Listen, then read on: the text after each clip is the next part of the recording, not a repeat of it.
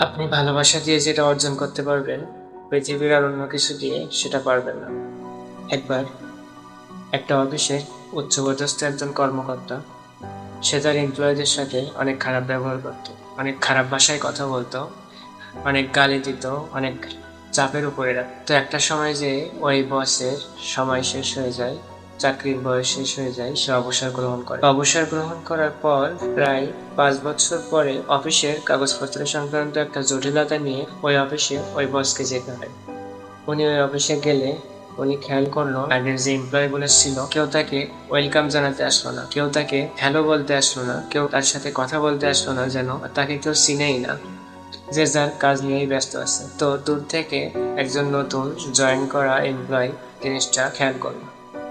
তো খেয়াল করার পরে উনি ওনার পাশে গেল, ওনার কাছ থেকে ওনার পরিচয় জানতে চাইলো। পরিচয় শোনার পরে বললো যে স্যার, আপনি এত বছর এ অফিসে চাকরি করছেন, অথচ কেউ আপনাকে হ্যালো বলতে আসলো না কেন?